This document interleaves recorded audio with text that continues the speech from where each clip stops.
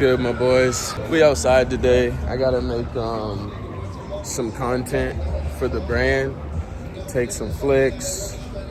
I'm trying to change like the vibe of the Instagram to show more of like the stuff I make. So I want to like collect some content for that today, and then also I want to make a little fit spinning video. That's how I'm gonna start presenting my fits. Is just like spinning. Or like in a carousel, fit pics, it's like the 10 fit pics, last 10 fits I wore type shit. Instead of just like fucking trying to do like one fit at a time, I'm gonna just make it like a 10 fit carousel. So that's like what we on today.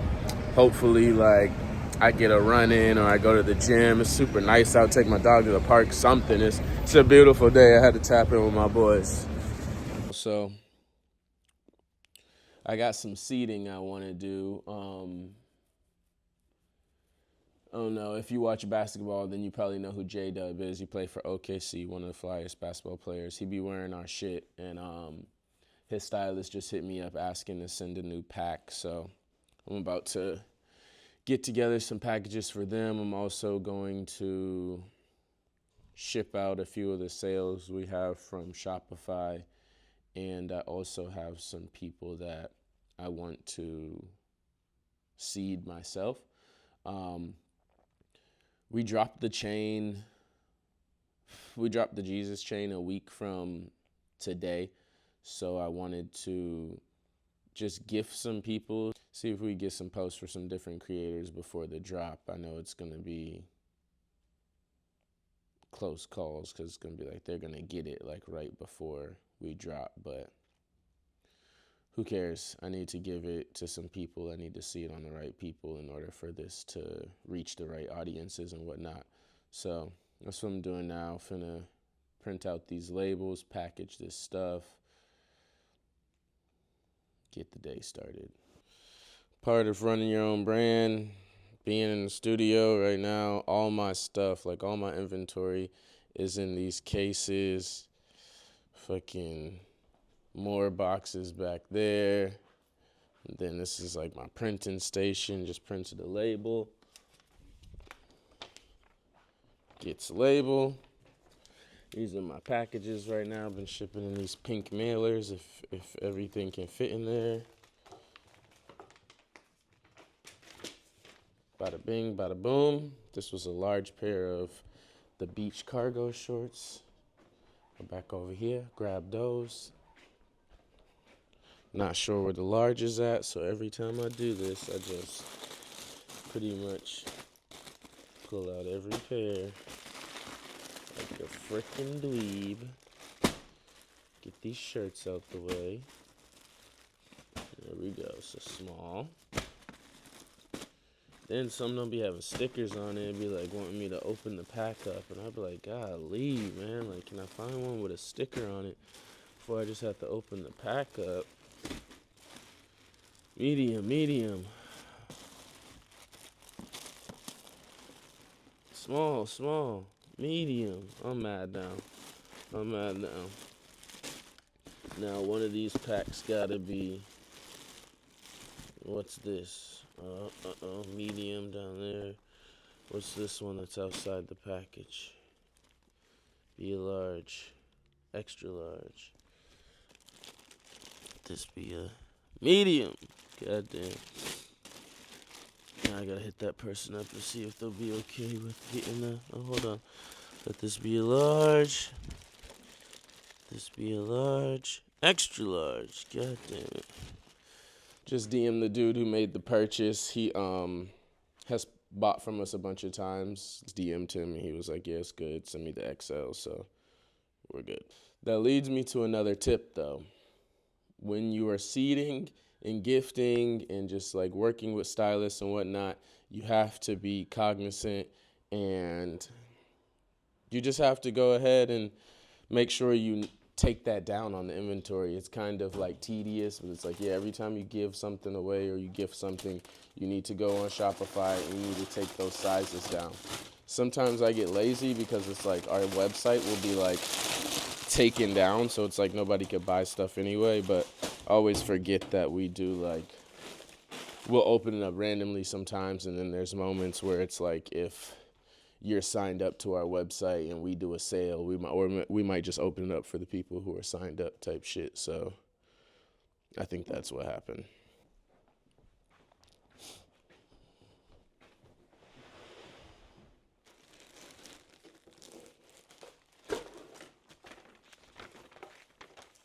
Always put the label on first, because once the clothes is in the package, it's hard to get the label to like lay down on it. But I just messed up on that one anyway, but it's still cool. But yeah, it's a little more difficult to get the label on there flat when you got packages full of clothes, so I always do it after. Put the clothes in after I put the label on. Boom. So number 1 for him. Gotta get the address for the stylist real quick. And since I'm recording on my phone, I'm definitely gonna get a camera soon. But for now, since I'm recording on my phone, I have to look it up from here.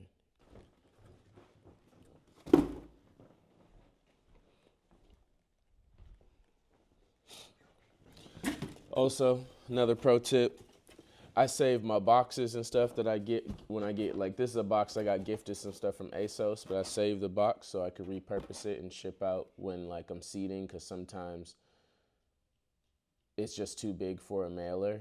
And yeah, I don't want to buy boxes, and I haven't got made like specific PR boxes yet. If people want to work with you, 9 times out of 10, they will come to you. Like, if there's any advice I could give my followers, stop cold calling people. This is not that type of industry. Like, I also get a lot of DMs where people are just like, yo, can I model for you? What I got to do to model for you? And don't even be living in LA. So, like, the one step I could give is actually be local to LA before you ask a LA brand if you can model for them. But also, every brand in the world handpicks their models. They don't just, like, wake up and say, hey, let's just go through our DMs of people who said they want to, like, model for us. Like, unless they post and say we're looking for models, you do not need to. And that's what I mean by cold call. If they post and ask, that's not a cold call. But when you're just DMing brands like, hey, just wanted to know what it takes to be a model for you guys, not that. Nobody who's ever modeled for them ever got in by just saying, hey, just want to model. Like, stop asking people for stylist contacts and, like, just cold calling stuff like that, like, especially if you guys don't have that type of relationship. I don't even know if this stuff I'm packing right now is going to J-Dub. I just know it's going to this stylist who has connections with him, but also she has other basketball player clients, so it could be going to one of them. I'm doing it out of good faith because I like seeing my clothes on people that I look up to or admire, or that I think is stylish, and also it's like, it's the best way for me to get my brand out there, so that's what I'm doing. I might even, like, end up giving this chick more than one box, because I like to give her, like, 2 of things. It's like I said, I don't know who it's for. It's like, shit, you get J-Dub and Shy in it, you know what I'm saying, if you can.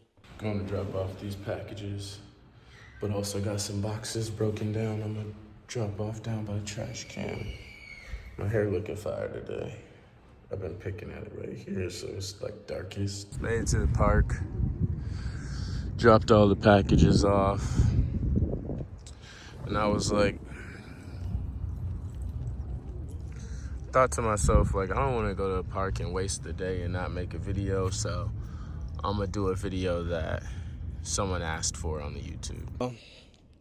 So we at the park for a little bit, having a little park day with Mookie, playing fetch. Brought my tripod and my camera with me and my mic, because I was like, what video or what could I talk about at the park to make it like a relaxing day but also productive? So I was asked on one of my videos, which means this person had to just be like following my journey for a very long time, but they commented and they asked for me to break down my journey in the music industry. So for those who don't know, when I graduated high school, I went to college in Atlanta, and when I got to college in Atlanta, I started producing beats under the name first Steinberg Beats, then I was August Moon. Within like a year of making beats, A couple other of my friends I went to school with like made music, rappers, producers. Some of them were like video editors, like things that were needed in the music industry. So I had my crew, and we would work on music like every day. So soon after that, like we kind of just started figuring out our way through the music industry, and we were pretty much like in a very short amount of time, like my freshman year, I spent that basically like all alone. I found a studio, and the dude who owned it, he let me work there, and like it was me and this other dude, and we were just there 24/7. Now I would call that period like me honing my skills.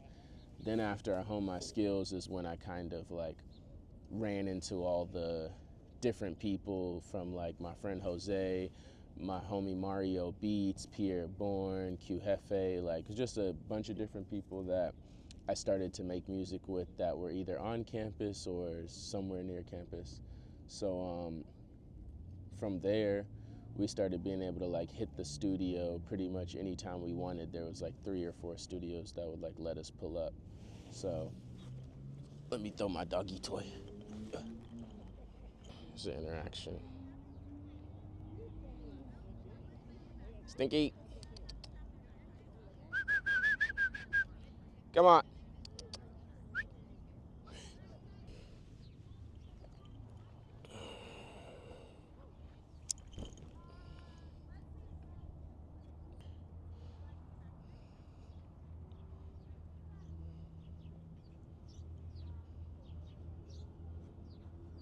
Yeah, so basically, as I started to build relationships in music and have friends, we were like all working at different studios, and that came to like allow us, we really like at first, we're just making music with each other. We got rapper friends, we got producer friends, we're making songs. But then we start booking studio time, getting invited to studio sessions and whatnot, and now we're kind of like at any time I wanted to, I could pull up to the studio Young Thug worked out of, or who else was there, like Skooly, Bankroll Fresh, but then also I could go to L.A. Reid's studio, like Trippie Redd was there, Nudie was there, sometimes you might run into Playboy, Yachty, whatever.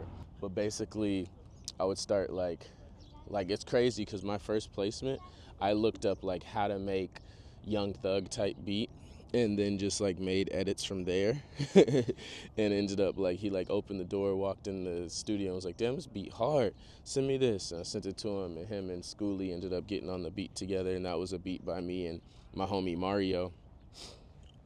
I don't even think my homie Mario knows it started off from like a tutorial video, because I just did like half of it and then brought it to the studio. He finished it up, put the drums on there type shit. So it ended up coming out like unique, you know what I mean? Like kind of like a quick history of my music career. But if I broke it down, like what's a good way I could break it down? Like year by year maybe.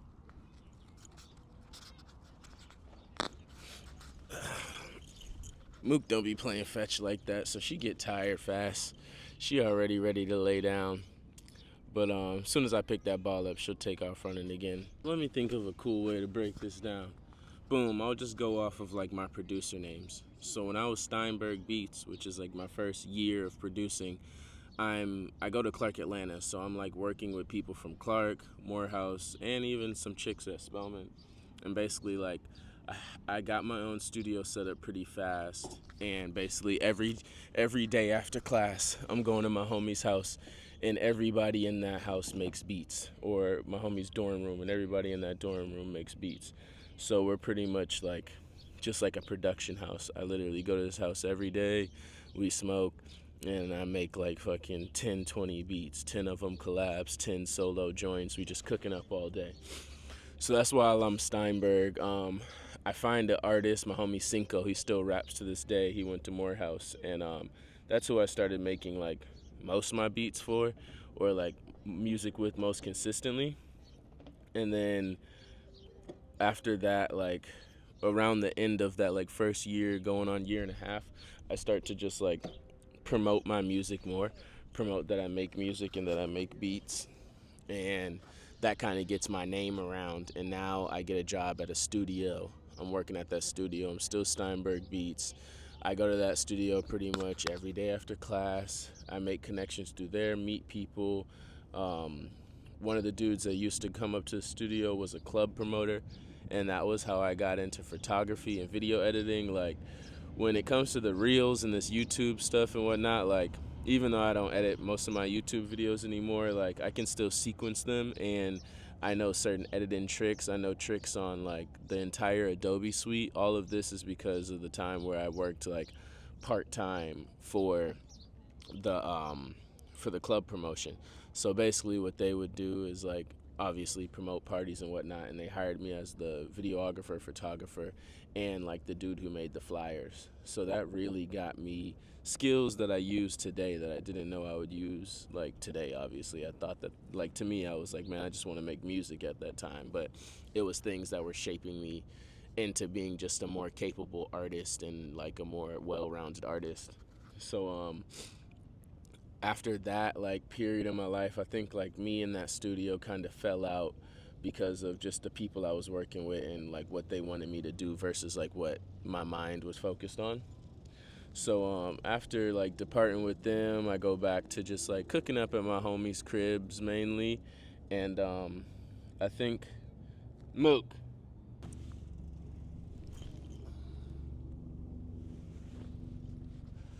So basically, this is probably like what, my sophomore year, and by this time me and my homies are known as like the music kids on campus. Like, we make beats, we rap, like we're those kids. We having shows, parties, all that stuff. So one of the freshmen that come in that next class is my homie Mario. He goes by Mario Beats, and he came in with like a higher level production than any of us who were already like in that group. So he kind of like gravitated towards me. I probably was the best producer of like our homies, so he kind of gravitated towards me, and that's like when I started getting invited to like Migo studios and like studios where Bankroll Fresh worked at, because he was able to like network and build those connections pretty fast. And we had that moment where it was just like every day we're cooking up. There was like, it almost seemed like it was like a part of the studio's like hustle, but what they would do is like basically like one of the artists that was signed to the label that owned the studio would always pull up. So like Skooly would pop in, or Bankroll Fresh would pop in, or Thug, or whatever.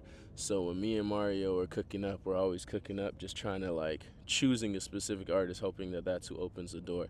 And we landed a lot of like production credits that way, made a lot of connections that way. And throughout that time, another artist I was working with, Q Hefe, he was getting invited to LA Reid's studio, which is where I met like the Trippie Reds and the Nudies and Black Youngsta and artists like that.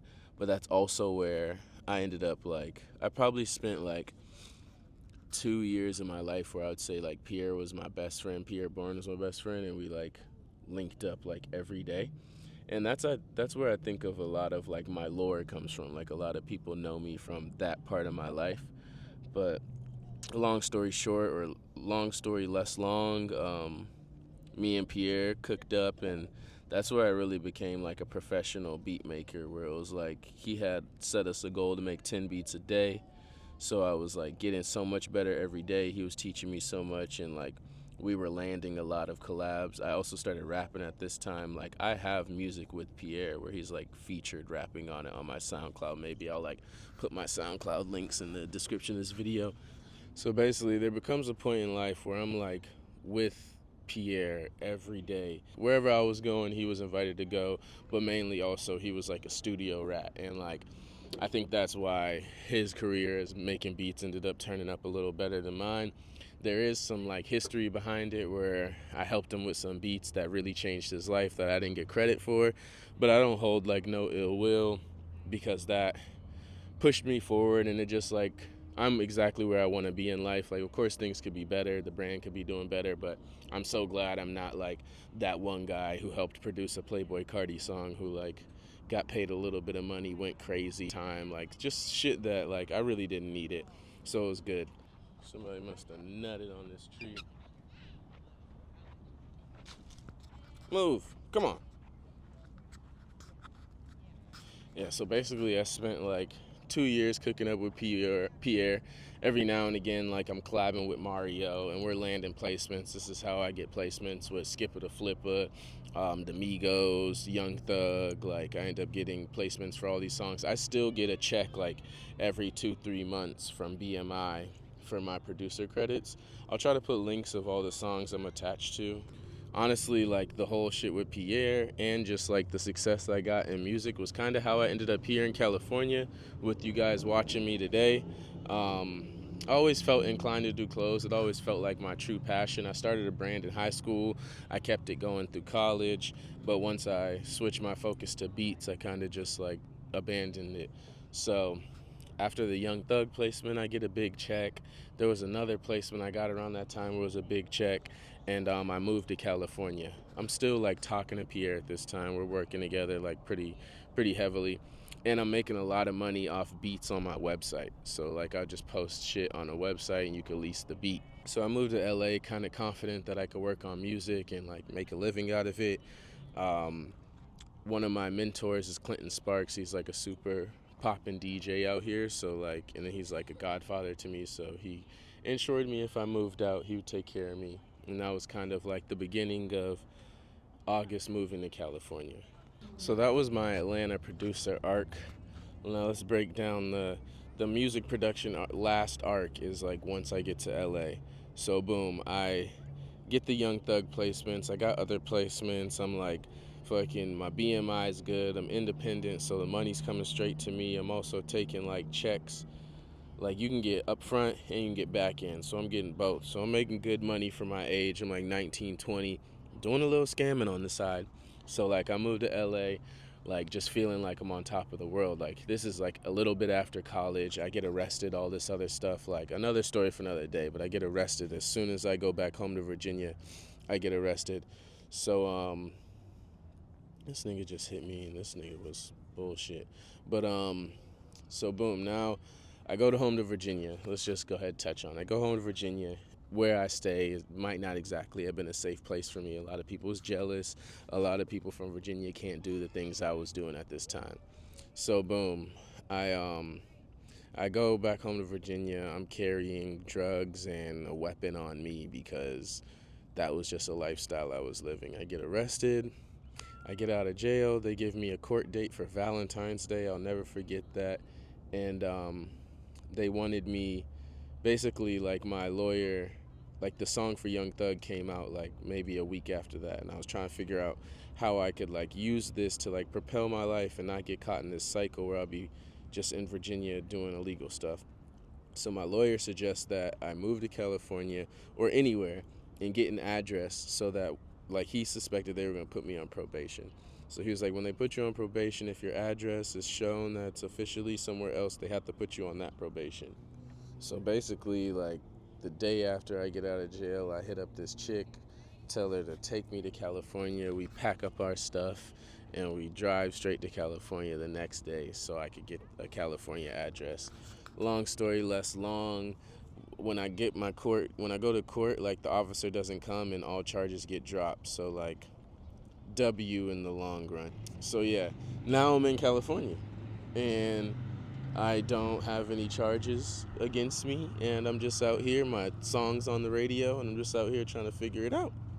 So boom, in the midst of trying to figure out, like I said, I'm making money off the site. I'm making beats every day. I'm posting them. Like my Instagram was just like beats and graphics of like videos from beats and stuff like that. Fit pics here and there, but mainly just beats and music. So boom. Damn, now when I think about just like how I was approaching posting back then, it's crazy like what it looks like now, like all the fit pics I post and just like all the like fashion content I make and show how much I show my face and speak. And back then it was like I was just like a ghost behind a computer that just like uploaded Dragon Ball Z videos with instrumentals behind them. It was a different time, man. But like that's what I was on, making my like money to survive or whatever. And I think what happened was I start going to like these markets on Sundays at Melrose. People sell vintage or old designer or just like reselling stuff. It's a thrift market. So I find this booth, these like three guys sell together. They got like designer and Bape and Supreme and stuff like that. So like I'm gravitating towards that. I'm a scammer, rapper, producer, so like it was right up my alley. Discount, cool clothes. And actually one of those people were Kamikaze, and like who is one of my best friends to this day. So like that's how that story begins. But yeah, so I do that. I end up buying a bunch of stuff, and like my collection gets so vast that one day when money slows up, I'm just like, let me sell these vintage clothes. I get on Depop, sell all that Bape and Supreme and stuff, take pictures, and Depop ends up hitting me up because I was taking model pictures for the Depop. And so they hit me up because everybody was just taking product flats. So they were like, we really like what you're doing, da-da-da. Started promoting me. I started getting invited to those events. So then I started needing to get like my inventory up. And that was how I got into vintage. I started like trying to figure out where these guys that I'm buying it from are getting it from, because I'm just selling from my closet and what I bought from them. I figured that out, and now like still making beats at this time, but now I'm basically like a part-time vintage reseller and making more money off clothes than music. So basically during the pandemic, it gave me time to like sit down, kind of finding a new passion that I care a lot more about. It led me to take a step back from music. I sold all my music equipment and I went full-fledged into the brand, and now we're here. A little update on life is my homie Amir, who has been helping me like rebuild my music setup. I have monitors, I have a PC, I got all the VSTs and plugins I need, the drums I need, and now I'm just kind of like, there's a few more, I need a mic and the perfect interface that I used to have, but we're on our way back, and I want to start making beats again, and that'll be a part of like the carousel when I post like things I made this month. Like 1 or 2 beats will be a part of that. But yeah, that's basically my music journey. If you got any questions, drop a comment below. Please like, share, subscribe. Send this to a homie if you want us to get rich and be able to have me tell you everything every step of the way. I love y'all. I'm out. Gotta enjoy life a little bit.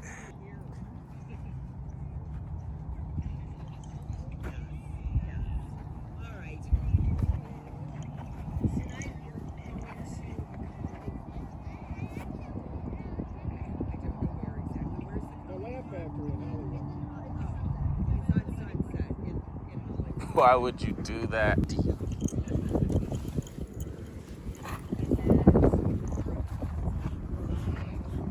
Damn dog.